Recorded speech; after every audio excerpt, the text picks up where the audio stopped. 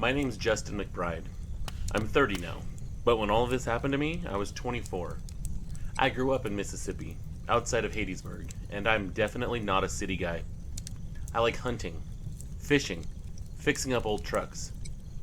That said, I've never been into ghost stories or monster talk. My grandma used to tell me all those different stories, but I never believed them. If you'd told me 6 years ago that I'd be sitting here telling you about a dogman, I would have laughed in your face. But here I am, sitting here, telling you about a dogman that me and my friend saw. It wasn't just me. My best friend Lacey was there too. She's the only reason I didn't doubt myself. If I'd been alone, I probably would have buried the memory and blamed it on too much coffee or not enough sleep or maybe just a full-blown hallucination. But when two people are there and they see the exact same thing, well, you either face it and admit that it was true, or you lie to yourself forever.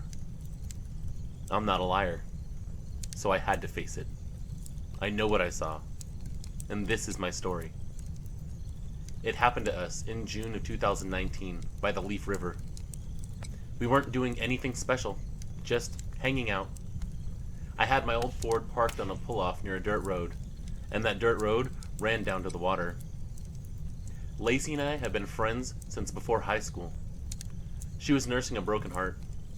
That night, we grabbed some takeout and decided to drive around like we used to. It was a hot, humid summer, Mississippi style, you know, and the river seemed like a decent spot to just cool off. We'd been running those roads since we could drive, and I was trying anything I could just to get her mind off of that guy. It was maybe 9:30, 10 o'clock. Not late, but dark enough. The trees down there eat the moonlight. So I brought a flashlight, but it was more for snakes than anything else. We weren't planning to hike far, just sit by the bank and talk.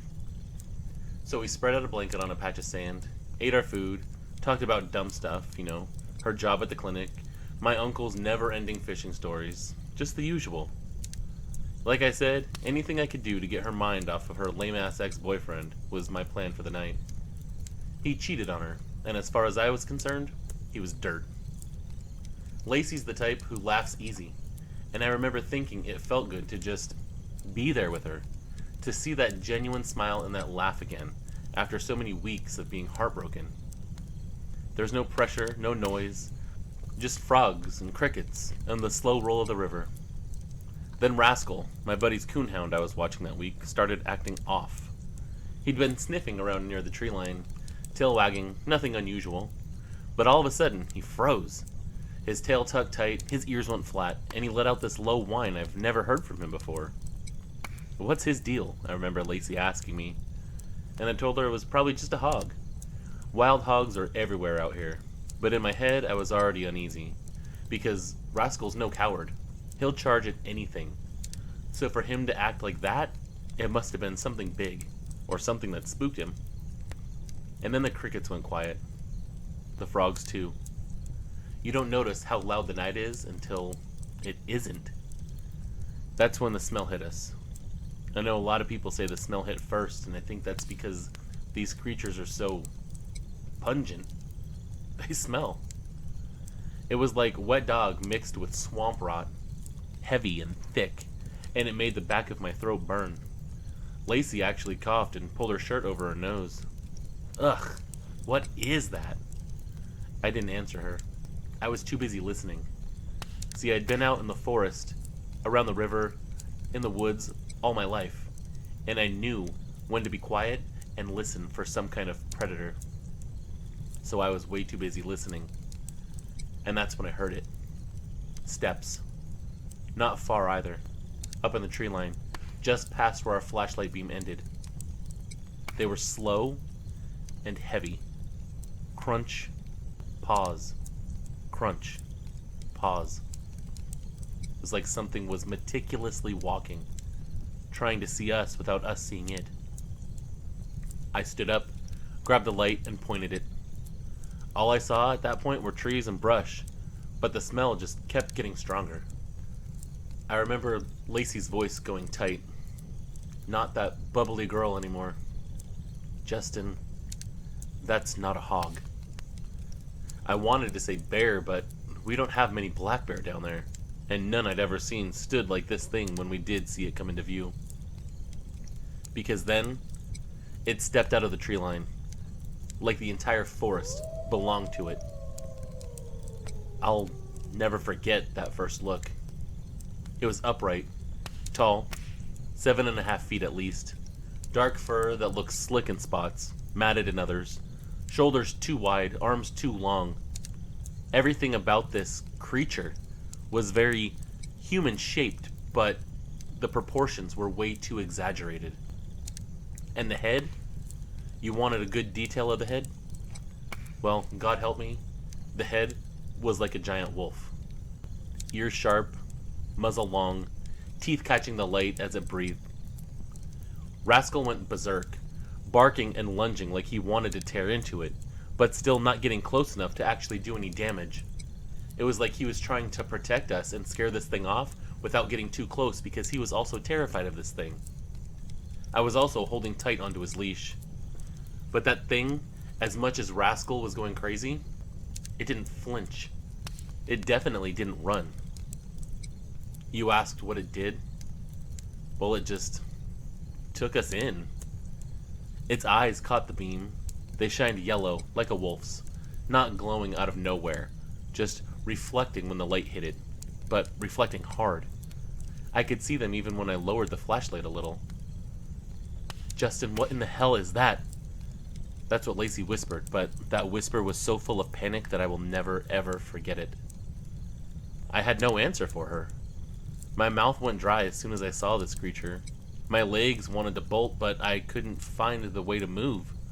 The only thing I could do was hold that light and stare back.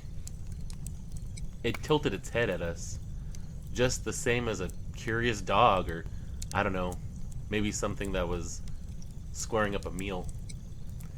But that simple motion made my stomach drop right out of my body. This wasn't some random beast that was confused by humans. It knew exactly what it was looking at, and it wasn't scared a lick. My first instinct was to protect my best friend, but my body just wouldn't listen to my brain. And then this thing stepped closer. Just one step, but it covered way too much ground. One step was more than twice my own stride. It walked smooth, like weight rolled off easy on its legs because it was built for walking on just 2 legs. The sound of its foot hitting the sand was heavy enough that I felt it through the ground. Rascal lunged again, so hard that I nearly lost him. And then the Dogman, or whatever the hell you want to call it, huffed.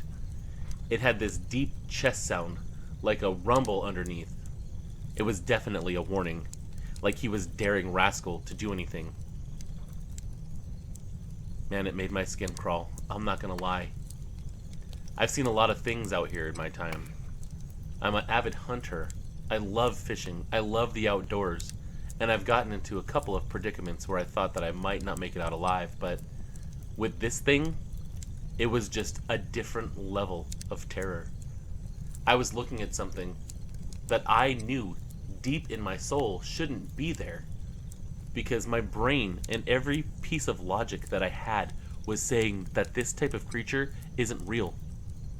But around here, you hear different tales. My grandma was from Louisiana, and she always talked about something called a rougarou, or a loup-garou, depending on which way she said it. But this thing, it wasn't some myth. It wasn't some bedtime story that she told me and my brothers so we would stay in line. This thing was real. It was flesh and blood, and it was right in front of us. And then this thing snarled. It raised its lips as high as it could, and we saw this mouth full of the most terrifyingly sharp teeth that you could possibly imagine. And that snapped me out of it. I grabbed Lacey's arm and told her, "We're leaving now." She didn't argue. I didn't have to convince her. We half stumbled, half ran back to the truck. I don't even remember breathing. I just remember the beam of my flashlight bouncing as wildly as we were going, Rascal barking like a demon, and that smell following us all the way. And I remember the sounds of it hooting. I guess you could call it that. like it was either excited or trying to intimidate us. Believe me, it didn't need to make those noises to intimidate us. But honestly, it sounded almost like when you're at the zoo and the apes are going crazy because they're excited. That's what that hooting sounded like. It wasn't a roar or a howl or a growl. It was something different. Looking back, I really think it was trying to get us to leave. And I think it was trying to do that without actually harming us. When we reached the truck, I shoved Lacey in first, then practically tossed Rascal to her, and then I dove behind the wheel. My hand shook so bad I was afraid I wouldn't be able to drive. But when I finally kicked up the engine, I stomped on the gas and fishtailed onto the dirt road. Lacey twisted around in her seat and screamed, "It's still there! Justin, it's coming towards us!" I could hear her voice breaking in panic. I didn't want to look back, but I did. In the taillight flash, I just saw this patch of sand. And in that sand, this thing stood perfectly upright, perfectly still, watching us leave. It didn't chase us. It didn't need to. It knew we were leaving, and I think that it was satisfied with the outcome. We didn't talk much on the drive back, other than Lacey crying and me hyperventilating. We just sat there in shock, windows up, both of us shaking like leaves, sweating profusely from the heat and the nerves. I kept waiting to see those eyes in the mirror, or it dart out in front of us, but luckily that never came. When we finally got back to my place, Lacey said, "We saw it, right? I mean, you saw what I saw? Like a real-life werewolf?" It took me a few seconds to actually say, "Yeah, I saw it too." So I think my brain was trying to come to terms with what we saw, because for all intents and purposes, what I saw that night with her looked like a werewolf. And that was all we could manage. We didn't talk about anything more of that creature that entire night. And to this day, we've never told many people. It's like, who would believe us? Folks around here talk about strange things in the swamps, skunk apes and ghosts, you name it, but saying we saw a werewolf, or a dogman, or the loop guru, well, to us it just felt like it was inviting trouble into our lives. And it still does, really. That's why I'm emailing you this, instead of giving you a phone call and discussing it with you.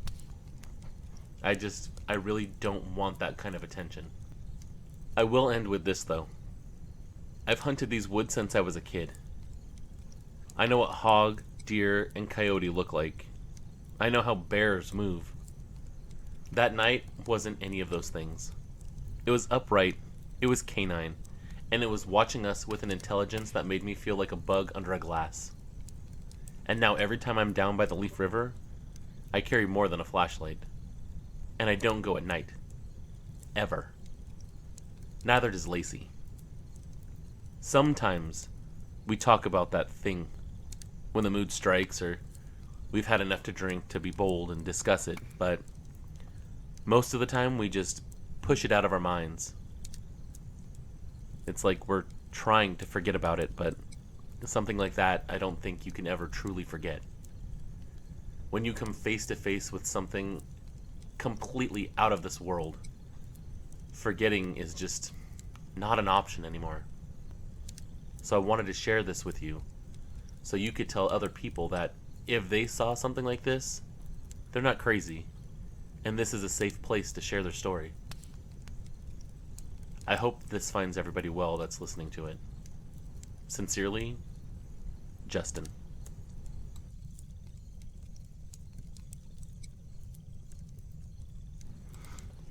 My name's Daniel Harper, but everybody calls me Danny. I'm 31, and I live in Delta County, Colorado, and I swear on my grandma's peach cobbler recipe that this story is true. This happened to me in September of 2020, and it happened out in Paonia Reservoir. I was with my dog Scooter. He's a beagle mix who thinks he's a lot bigger than he is, and we were just out for what was supposed to be a casual Sunday walk. Now, I'm not a hardcore hiker. Don't get me wrong. I love the mountains. I moved here from Kansas for a reason, but I'm not scaling 14ers every weekend. I'm more of a toss a water bottle in a backpack and wander type of gal. So picture it. Sunny, crisp air, that smell of pine needles and dust, me in my neon hoodie, yes, because I like to look like a highlighter in the woods, and Scooter pulling me along like I'm a sled dog. Nothing spooky about it at all. Just your typical Sunday adventure. We parked off a dirt road where a trailhead cuts towards the water. I'd been there a couple of times with friends, but this was my first time having a solo mission out there. I figured it'd be fine. I had cell service, a half-charged phone, and a dog with more attitude than most people I know. For the first hour, it was peaceful. I stopped a dozen times to snap pictures of random mushrooms, weird bark, and what I thought was a hawk, but turned out to just be a crow. Typical Danny stuff. Scooter was sniffing every blade of grass like he was applying for a detective job. Then we came into this quieter stretch of trail, where the trees leaned over more, and the ground kind of dipped into a slow kind of hollow. That's when Scooter froze. Like, really froze. Mid-step, ears up, hackles raised, and this tiny growl coming out of him that sounded ridiculous, but also kind of made my stomach flip. "Buddy, it's just a squirrel." That's what I told him anyway. Except there wasn't a squirrel. There wasn't anything. The woods just went empty. If you've ever been outside and felt the air change, you'll know what I mean. All the little noises, bugs, birds, all the other little critters just stop. I laughed nervously, kind of to keep myself from freaking out, and I tugged him along. "Okay, creepy movie moment, moving on," I said. But he wasn't buying it, and I wasn't really either. He was glued to the trail, nose twitching, eyes locked straight ahead. And that's when I smelled this awful smell. Now, I grew up around dogs. My dad had hunting hounds. I know, dog smell. This wasn't that. It was stronger, like wet fur and mud and something sour underneath all of it. I actually gagged and pulled my hoodie over my nose. I thought maybe a bear had been around.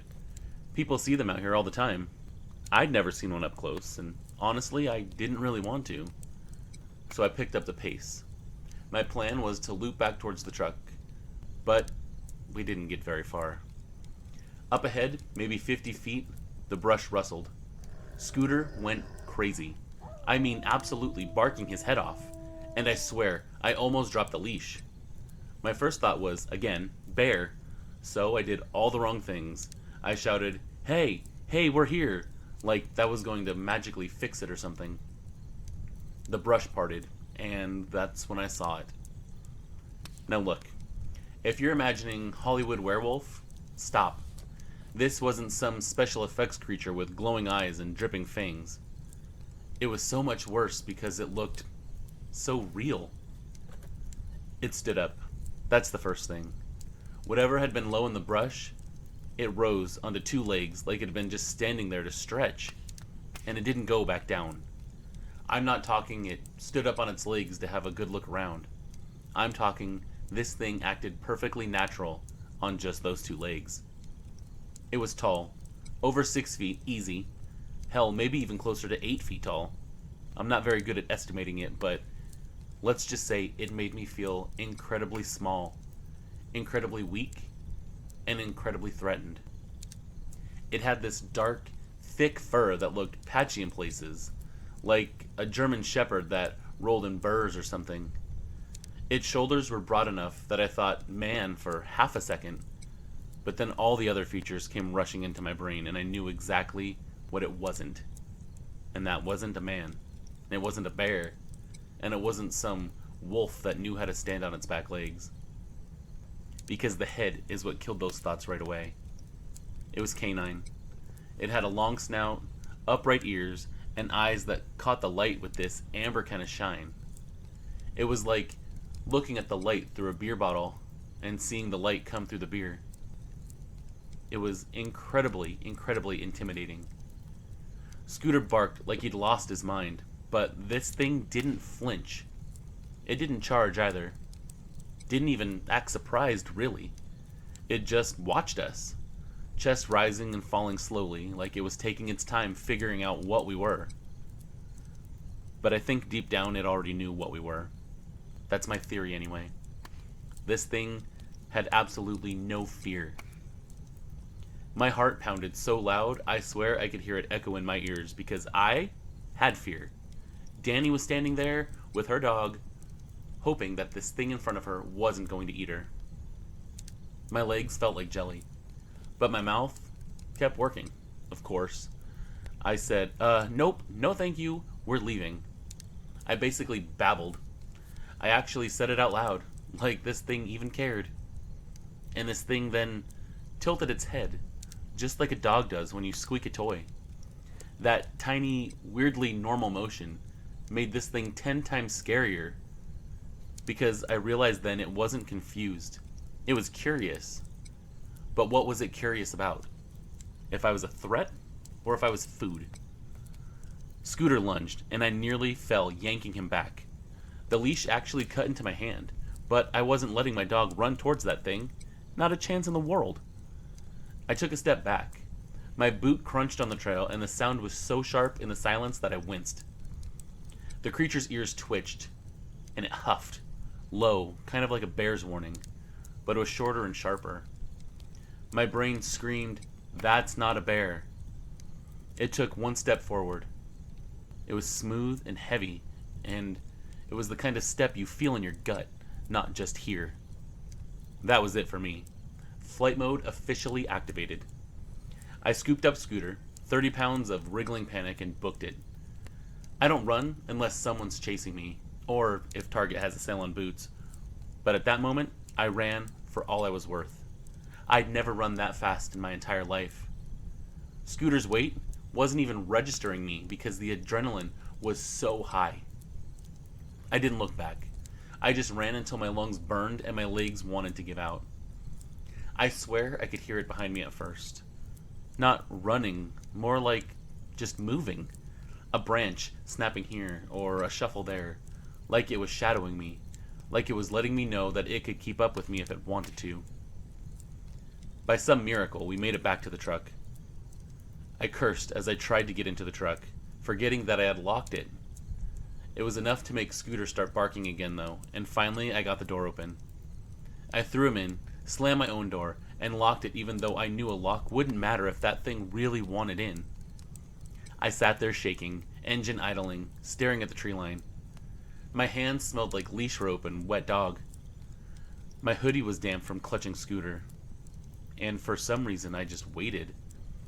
I don't know if it was because my brain was trying to catch up with my body or if I was in shock or what. And then, no lie, that thing stepped out onto the edge of the road, clear as day, framed between two pine trees. It didn't come closer. It didn't charge. It just stood there. Its head was tilted again, like it was trying to file me away in some folder labeled Dumb Human number 247. We stared at each other for maybe 10 seconds, and then this thing turned and just walked back into the brush. No loping, no rushing, just casually going back into the forest like he was bidding me farewell and going back into his home. I drove out of there shaking so bad that I had to pull over twice just to breathe. When I finally got home, I sat on my porch with Scooter in my lap and cried. I'm not ashamed to admit that. I cried because I've never in my life felt so small or so watched and just completely out of my league. And I sure as hell didn't tell anybody right away. Who'd believe me? Hey y'all, guess what? I saw a giant werewolf in the woods. Yeah, Crazy Danny strikes again, right? But then a few weeks later, my neighbor, who's this older guy that hunts elk every season, he mentioned something. He said in this casual conversation we were having that a buddy of his saw a wolf that was too big to be a wolf, and that it was standing funny, out by the reservoir. He laughed when he said it, but his eyes didn't. I wanted to scream, "Thank you. Thank you for validating me. I'm not crazy." But I just nodded. It was weird that he brought it up. It was like it had scared him, and he was unnerved talking about it, but like he still needed to get it off his chest, and I stood there thinking, did he ever have an encounter with this thing too? It's been almost 5 years now. I still hike, but never alone. I carry bear spray and a whistle, And every time Scooter freezes and stares into the trees, my stomach kind of knots up like I'm back on that trail again. And just for the record, that trail, I haven't gone on since. People ask me what it was that I think I saw. Honestly, I don't know. Call it a dogman, call it a werewolf, call it some freak mutation of nature. I just know it wasn't supposed to be there. And here's the part that really sticks. It didn't act like an animal either. Animals bluff, or they charge or run. This thing? It didn't do any of that. It watched me. Calculated. It measured me. It was like it took in everything that it noticed about me and then decided what to do. And in that moment, with those tilted head, amber-eyed seconds, I felt like the dumb squirrel. So yeah, that's my story. Make of it what you will. But if you ever hike out near Paonia, just make sure if you smell a wet dog that shouldn't be there, take the long way back. No shortcuts. And definitely don't try to play fetch with this thing.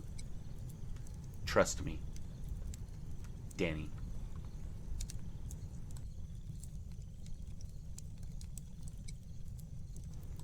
My name is Eric. I'm 43. I live outside Etna, over in Scott Valley, Siskiyou County. This happened in late October of 2021, the week before Halloween. I wasn't out looking for anything strange. I was just getting the last of my firework permit used up before the rains came in. The spot was off Scott River Road, past Indian Scotty Campground, up a spur that climbs towards the Marble Mountain Wilderness boundary. If you know that area, you know those spurs. Rocky, washed out, and full of switchbacks. It's quiet up there once hunting season tapers off. I work nights at the mill in Greenview and do odd jobs during the day. I know my way around the woods. I'm not a biologist or anything fancy. I'm just a guy who's cut wood since I was a kid. I've seen bear, I've seen cats, I've seen the dumb things people do when they get stuck and try to spin out of the mud for an hour. None of that ever bothered me much. But what I saw that evening bothered me a lot. I'll start at the beginning, so you have the whole picture. We'd had a cold snap that week. The mornings were bright, but the sun dropped quick behind the ridge by mid-afternoon. I left my place a little after 2 with my old white Ford F-150. I had 2 chainsaws, spare chains, gas and oil, a 5-gallon water jug, and a sandwich. I told my wife I'd be back by dark. My buddy Jake was supposed to come, but his kid got sick, so it was just me. I didn't think anything of that. I've gone alone plenty of times. The spur I chose is one I'd used before. Not going to put the exact number here, but it's a left turn after that cattle guard by the campground. Then it climbs through a stand of mixed pine and fir. There's a landing up about a mile where folks leave slash. I'd worked that landing 2 days earlier and stacked rounds next to a stump to finish splitting later. It was quiet when I got up there. The river was a dull roar down below. I cut the engine and heard that big empty sound you get in late fall. No cicadas, just a woodpecker somewhere and a few jays. I unloaded, started the saw, and went at it. It was all punky pine, easy cutting, not much thinking needed. I split a few rounds by hand to warm up. About an hour in, I noticed something simple but strange. There were no birds for a good stretch, and no pine squirrels barking either. If you spend time out there, you know how those little devils yap at you like you owe them money. But everything was just still. Not dead quiet. There was still the river, but still in the trees. I kept working anyway. I don't spook easy. Not easy at all. And I chalked it up to the cold. I got to the bed of my truck. It was half full, so I grabbed my jug and sat on the tailgate for a breather. That's when I smelled something weird. It was like wet dog, but not just wet dog. Wet dog mixed with old dirt. If you ever washed a dog that's rolled in something and then didn't get him dry right, you'd know the smell. It came in on a little breeze that was upslope. I looked around and didn't see anything. I figured maybe a hunter walked through earlier with a dog. Or maybe somebody's farm dog had come up to explore. I listened. There was nothing. I finished my sandwich and stood up to go back at it. When I slammed the tailgate, something snapped up the hill. It wasn't a twig. It was a sharp crack, like when a dead branch breaks under weight. I froze and looked up. The slope above the landing was rising another 30 or 40 yards, and then it leveled out. I couldn't see over the lip, just brush and trunks and light coming through. Whatever it was that had made the sound, it was somewhere up there. "Hey," I yelled. "I'm over here." I'm thinking maybe it was a bear, and I don't want to surprise it. Let it know that I'm a person. But again, there was nothing. No charting off, no crashing. Just that weird smell getting stronger for a second and then easing back. So for the next half hour, I cut with one eye on that slope. A couple of times, I thought I heard soft steps, like leaf litter being pressed, not the heavy thump of a deer, and not the plod of a person. But I told myself I was just being jumpy. I've worked with guys who talk themselves into spooky stuff, and I make fun of them. I wasn't about to be one of those guys. At about 4:30, the sun was hitting the ridge across the river, and the shade in my spot got cold, so I decided to call it. I like to be off those spurs before dark because of the rockfall, and because I don't trust my old headlights enough to find the good line that cuts through the ruts. I tossed the last round in, strapped it, put the saws back, and then swung the driver door open. But that smell hit me again, and it was hard this time. Wet dog, dirt, and something like, I don't know, old leaves that have sat in a puddle. It wasn't rotten like a dead thing. It was just strong and very animalistic. The hairs on my arms went up. I stalled, half getting into the truck, and just stood there, door open, listening, seeing if I could make a sound out from wherever this thing was. And there it was. Soft, regular steps. Up slope. Not clumsy either. Not dragging. It was like someone was walking slow on the balls of their feet. I looked up and saw nothing but trunks and brush still. I don't know why, but at that moment, I just had that sudden feeling of being watched. And not the normal, a deer has seen you feeling. This was like whoever or whatever it was knew exactly what I was doing, and was making a choice about it. I got in, shut the door, started the truck, and eased out of the landing. The road drops quick through a couple of tight turns. Then there's a longer stretch where you can see downhill to the river in places. I took it slow because of the load. 100 yards down, there was a blowdown across the road. It was a small fir, maybe 8 inches across, and very fresh. We're talking, it hadn't been there on the way up. It looked like it snapped in the wind and fell just right to block the track. I put it in park, left it idling, and got out with my saw. It would take me 2 minutes to buck and shove aside. But that smell was in the road now, and it was even stronger than it was up there. My chest did that tight thing it does when you almost get in a wreck. And for some reason, I was now one of those guys that had gotten spooked. I couldn't explain why. It was like instinct had just taken over, or my body sensed something that my brain or my eyes didn't catch yet. Here's the part where someone listening will roll their eyes and say I'm making it up. I wish I was. But friend, I'm not. As I bent down to pull the chain brake and make a cut, the woods to my right went quiet in a heavier way. Like sound got pulled into a mattress. I heard 2 steps. Just 2. But they seemed to cover more ground than a normal person would. That's when I turned my head and saw the creature. It stood just inside the tree line, 20 feet off the road, not hidden so much as keeping to the shade. It was crouched. It wasn't on all fours, though. It was crouched upright.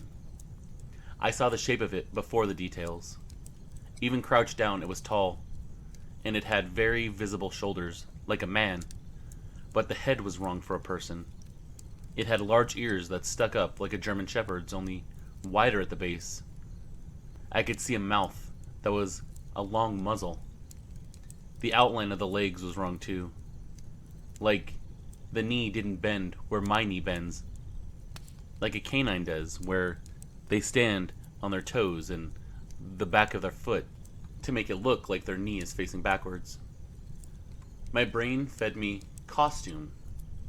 That's because that's what it looked like for half a second. A person in a good dog mask, standing too still and too straight. But then I saw the way the chest moved. This thing was breathing, and the breath made that smell swell again. Its eyes weren't glowing red or any of that junk. They were just bright. The light was low when it caught them. Yellow-orange, I guess. Like when you catch a dog's eyes with a flashlight. It was that kind of reflection. I didn't think. I took 2 small steps back and put the truck between me and it, keeping the chainsaw as a dumb shield in my hands. Like I was gonna fight it with a chainsaw or something. It wasn't even running. I said, "Hey, hey!" Not loud, just like I'd say to a big dog that I didn't know that was getting too close. It tilted its head. That was the thing that sank in for me. That told me it wasn't a bear with a weird face or a person playing around. That head tilt was dog to the bone. It was like it was curious, a little cautious, and not scared. Not scared at all. We're talking apex predator fearless. I could see more than.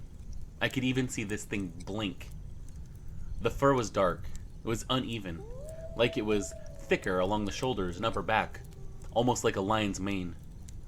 The arms, and yes, I'll call them arms because that's what they looked like, hung longer than a person's. The hands were big. Maybe paws is the word, but there were fingers to them. So again, I'll pick the phrase hands. They weren't long skinny fingers like some of these encounters or stories say. Just thick and long enough that I knew if it closed around my wrist, my hand would be useless. Then it made a sound. I don't know how to write it out. It wasn't a growl like you hear on TV. It was a deep, low huff that sounded like it came from deep within its chest.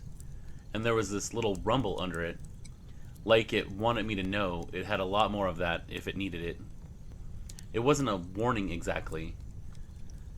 It was more like a statement, like, I'm here.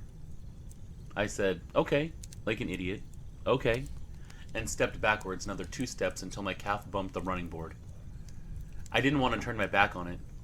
My hands were shaking at this point, and I couldn't decide if starting the saw would make things better or worse. The truck was still idling, and I remember thinking, if it charges, I'm going to throw the saw and dive through the door and hope that I don't cut my own leg, or that this thing grabs me and pulls me out and kills me. Dumb thoughts. Panic thoughts. It took 1 step forward. That step closed half the distance between us. The way it moved was wrong for a person. It didn't bounce. It flowed. Like the weight was up high and the legs were strong in a way that mine aren't. I saw the shape of its lower legs for a second, and I understood why the step looked so smooth. Because it really was walking on its toes, just like a dog. It wasn't a costume. It wasn't a prank. Not on that road. Not with those feet. I said, I'm leaving, because that's what came out. Not please or don't hurt me, just I'm leaving. And honestly, I sensed that maybe that thing that I was staring at understood me. I reached back with my left hand, found the door handle without looking, and swung it open. The hinge squealed, and that felt rude, like a loud thing that I shouldn't be making. The head tilt changed. It lifted its chin a little, and just for a blink, these lips slid up and I saw teeth. A lot of people describe them as yellow and white, but these were long, clean, and glistening white. Now this thing, when it lifted its lips, it wasn't a snarl. It was just like something a dog does when it's deciding how serious it needs to be. I think at this point it was still assessing my threat level. But believe you me, if it came for me against that creature, I wouldn't stand a chance. There was no threat level to even think about. Not for that thing. I slid into the seat. I kept my eyes on it and pulled the door shut. That creature didn't flinch at the slam on my door. It didn't flinch when I locked the door either, like a lock would mean anything. I put it in reverse, backed up slow around the blowdown, and then, still looking, I saw something else that nailed how wrong this was. It was matching me. I know that sounds dumb, so let me explain what I mean. I backed up about 10 feet so I could get at an angle around the fallen tree and try to go off the road a little to squeeze past. The thing took 2 slow steps to its left, which was my right, and kept itself between the blowdown and the deeper brush. It wasn't blocking me like you can't leave. It was like it was tracking me, watching how I was going to deal with this tree, keeping its eyes on my hands and the truck. That's not how a bear acts. That's not how a person in a mask up there would act either, because anyone with half a brain isn't going to stick around when a stranger gets in a truck. I eased the front tire down to the ditch, and I felt the truck tilt.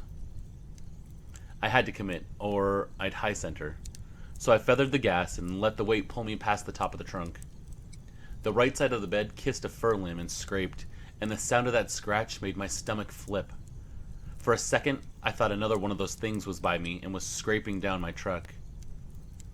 I looked over quickly, realized that it was just the tree, and took the biggest sigh of relief that I've probably ever have in my entire life.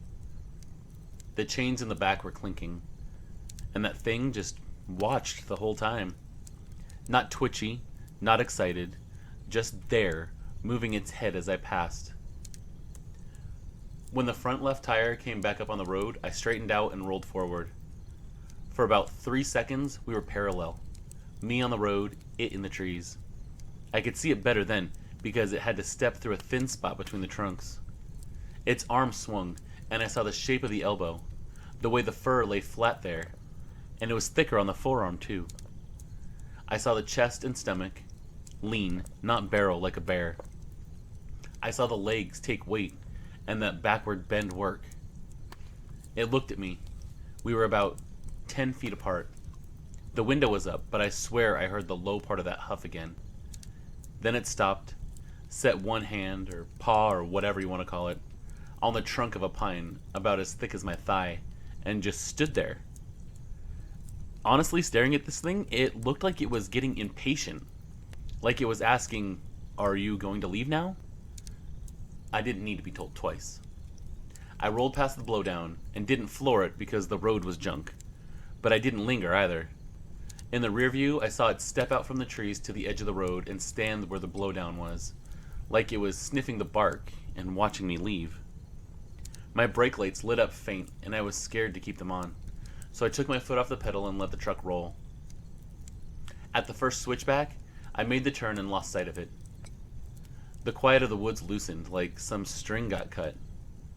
I drove the rest of the spur steady and didn't look in the mirrors because I didn't want to see something on 2 legs keeping pace with me in the brush.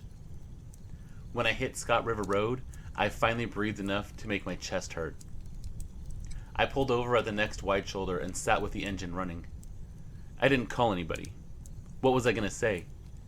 "Hey man, there's a whatever up there that isn't a bear, and I think it was assessing me to see if it needed to kill me or not." They'd tell me to go home and stop drinking. But here's the kicker. I wasn't drinking. I hadn't had anything stronger than coffee since breakfast. I got back to my place just before dark, and my wife met me at the door with a "You're late." All as I said was, there was a tree across the road that slowed me down. Which was true, I just didn't tell her about the monster that I encountered at the same time. I didn't talk about it the rest of the night. I didn't trust my mouth to put it in order without it coming out sounding crazy. I did tell Jake the next day, and he laughed at me at first, but then he saw that I wasn't laughing, and his laugh died.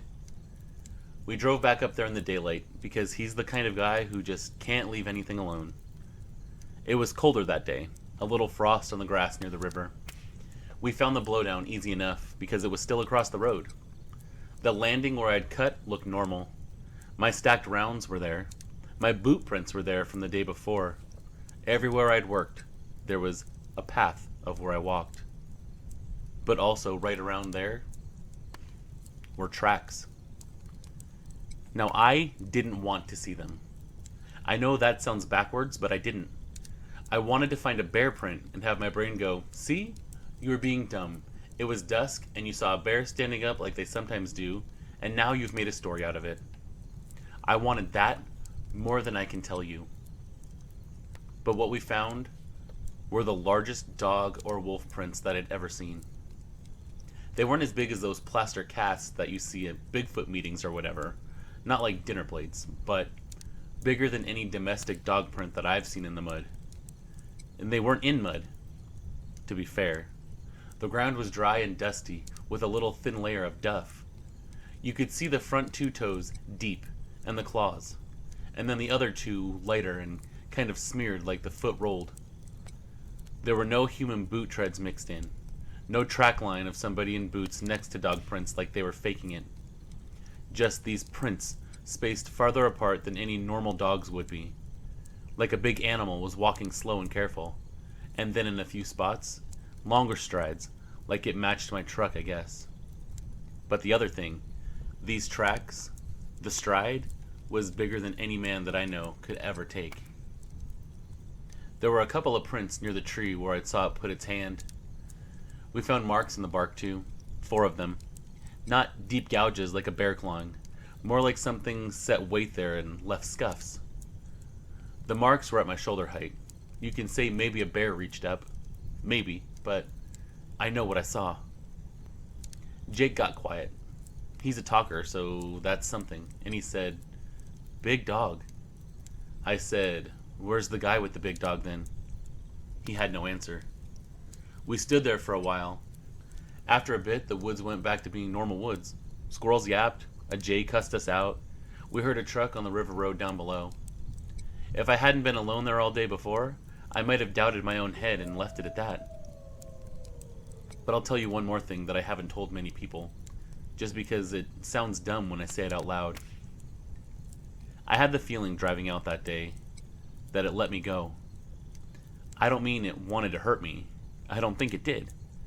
But it wasn't scared of me. This thing wasn't hiding. It watched me make choices, and it made choices of its own. Most wild animals you run into there, bear, cat, even a moose if we had them, they size you up and either bluff or bolt. This felt like it didn't need to do either. It was like it knew the road, it knew the blowdown, and it knew exactly how fast I could get around it with that load. Why a thing like that would care, I don't know, but that's just how it felt to me. After that, I didn't go up there alone for a while. When I did, I went earlier and brought a buddy. I started parking my truck so it faced out, not nose in towards the trees. I carried bear spray on my belt. I know bear spray probably won't do much against the boogeyman if that's what you think this is, but it made me feel a little safer, like I had something. And of course I always have my rifle in the truck too. I didn't see it again. Not there, not anywhere. But that same winter, down along the Scott River, closer to town, I heard a sound one night that made me stand up on my porch and hold still like a deer. It was late, after midnight. My dog went stiff and stared toward the river. It wasn't a coyote yip or a wolf howl. It was low and long and had weight in it. I won't try to write it out. If you've heard it, you know. If you haven't, you wouldn't believe me anyway. It came once, then again, farther off, and then it was quiet. I didn't run around telling people. We live in a small place and folks remember what you say. I told Jake. I told my wife eventually. She rolled her eyes, but she also started reminding me to be home by dark. Make of that what you want. I know people in Happy Camp talk about big hairy things. Bigfoot. They have murals and posters and souvenirs. That's their business and I don't knock it. I never paid it much mind. What I saw wasn't one of those. And like I've said numerous times now, it wasn't a man in a suit either. It wasn't a black bear standing up curious. It was a big, upright, wolf-looking thing that moved like it owned the place, and I was just a loud visitor. Why am I telling you this now? Because I listened to some of your stories, and I figured one more wouldn't hurt. Maybe it'll help some guy who saw the same thing and thinks he lost his mind. Maybe someone else up this way will say, I've seen that smell. I've seen those prints. And they'll know they're not alone. People ask what I think it is. I don't know. I've heard the talk. Skinwalkers, spirits, government and projects. Wolves that learn to walk. Time slips. I don't have a theory. I have a truck with a scrape on the right side and a saw that sat in the cab with me while I talked to a thing like it was understanding English. That's what I have. If you go up there, don't be stupid. Don't go alone if you can help it. Keep your head on a swivel. Trust that feeling you get when the woods go quiet and the back of your neck goes tight. Animals know more than we do about what's around them. And we're animals under all the clothes and phones. So maybe our instincts are just as on point as a deer. If you smell wet dog when there shouldn't be one, pay attention to it. I'll end with a small detail because sometimes small things stick with you more. When I was backing up to go around that tree, my driver's side mirror shook the way it does on a washboard, and I saw my own face for a second, white and stupid, with big eyes. In the same glass behind me was the edge of that thing's shoulder and the point of one ear against the trees. Two worlds in one little rectangle. Me with my saw and my plans for the evening, and it with whatever it had planned for the evening. I think about that a lot. How close we can be and not belong at the same place at all. That's it. That's my story. I don't want attention. I don't want to be famous. I'm not trying to sell a book. I still live in Etna. I still cut wood. I still fish for steelhead when the river's right, and I just don't park nose into the trees anymore. I also don't pretend I know everything that walks on two legs in our hills.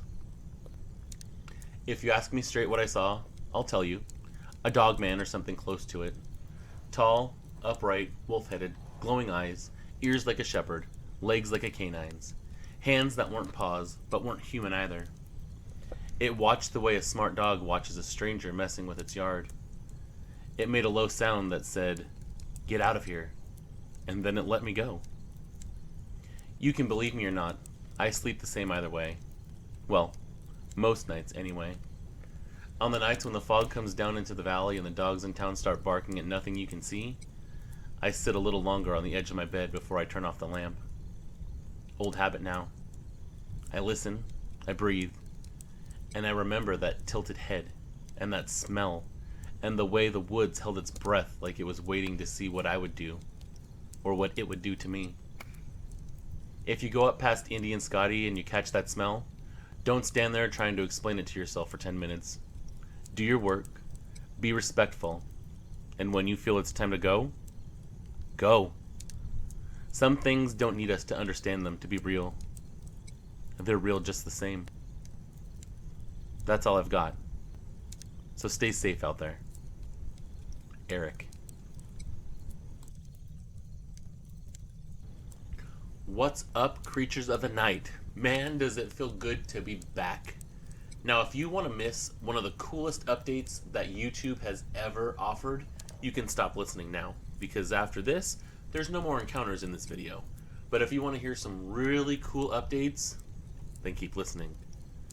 I know this summer I wasn't really around much, but I am now, and I am finally going to be somewhere where I can set up an office for myself, which means I can make recording one of my top priorities. I can have a file folder full of stories that I can bring you. I can get out content for you a lot more frequently. I do have a quick update that I'm very excited to share with you all. A lot of you know that the supernatural and writing are two of my biggest passions. Two things that I am just completely obsessed with. But what a lot of you don't know is that about a year ago, I switched professions, and I went from being a vet tech with 17 years of experience to starting a completely new career working with children in the special ed program.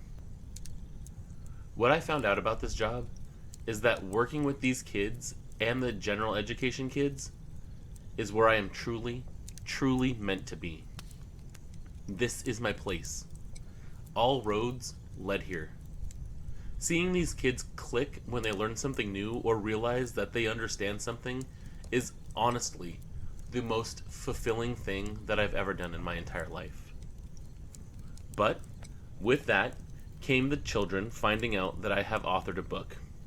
Now, if any of you who have read it, and hopefully it's a lot of you, you'll know that this book is not directed towards junior high children, which is the age bracket of the kids that I work with.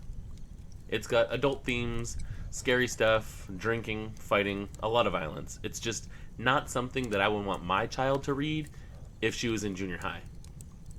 But nevertheless, when they found out that they have an author right in front of them, they wanted to read my book. And I kept having to tell them, it's not for your age, it's not for your age. So then I got to thinking, well, what if I did make books for the kids their age? Which, my faithful subscribers, brings me to why I'm doing this update in the first place.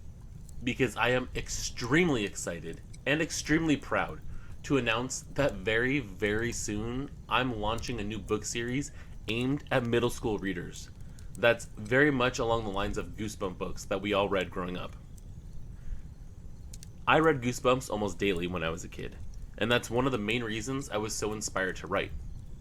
I read these stories and I thought, hey, I can do that. So after like 3 decades of putting it off, I finally put pen to paper, and over this summer, I penned 5 children's novels that are actually in editing right now. A lot of these books are going to be inspired by stories that we actually have on this channel. So you can get your supernatural fix with them while inspiring your children to fall in love with the supernatural themselves. The first one is going to be called Werewolf Ranch, and it delves into a kid thinking that there's a werewolf living in the forest behind his house. A lot of people might remember the story Dogman Ranch, which happened in Washington. This book is inspired by that story. Now obviously I've had to take some liberties and make some stuff up with those books, but the core idea of that encounter is 100% inspired by the person that sent me that story from Washington. After Werewolf Ranch, we have A Haunted Doll. Book 3 will be about my favorite paranormal place and the thing that's on the top of my bucket list, investigating the Hoyabachu Forest. The 4th book is going to be about kids that go ghost hunting and urban exploring, but they stumble across something a lot more sinister than a ghost. And then the 5th one is all about Bigfoot. Those are the 5 that are already penned. 4 of them are in editing. I'm going to have to send in the 5th one after our other contract is up. But then I think the 6th one is going to be about a vampire. And then after that, well, you'll just have to see what comes next. The series itself is going to be called Something Creepy. Can you imagine it? Hey, Annabelle, what you reading? Oh, just something creepy. I really like that. And I plan on writing a ton of these books. Even if they don't do that good, I still want to write them. But hopefully they'll do a lot better than the first book I wrote, because a lot more people are going to want to buy these books for their children. Hopefully. We'll see how that goes. But I'm very excited about them. And I'm extremely proud of how they turned out so far. As all of you guys know, I love writing. And I love entertaining. And knowing that I'm writing these books to inspire children and have them read is just this incredible feeling. If I can inspire one child to fall in love with reading, then I think I have done my job. But hopefully I become the next R.L. Stine and, I inspire 10 million kids to love to read. So if you're interested in following the progress of these books, just hit me up. You know my email address, thesupernaturalist13@gmail.com, or drop your email address or some kind of comment in this video. I promise you I will follow through and get you updated with the progress of these books. I can give you an update, I can make a mailing list, I can put out a link when they're finally up and running and ready to purchase. I know that everybody here loves the paranormal too. So that's why I wanted to take the ideas of the stories and the encounters that we've heard and create books out of them. And hopefully, with that, I can also inspire an entirely new generation to fall in love with the supernatural aspects of this crazy world that we're living in. We can have a whole new generation of creatures of the night. For now, that's all I got for you, creatures of the night. Thank you for bearing with my absence over the summer. I'm back, and I plan on uploading a lot more frequently now, and bringing all kinds of tales of terror to you, not just on this channel, but in between the covers of an entirely new book series. I love you all, honestly, and I couldn't do this without you. I want all of you to have a good night. And remember, Don't miss your chance to scream. Oh, and I also put the link of my first book in the description. If you haven't, go read it. It kicks it in the ass. Nighty night.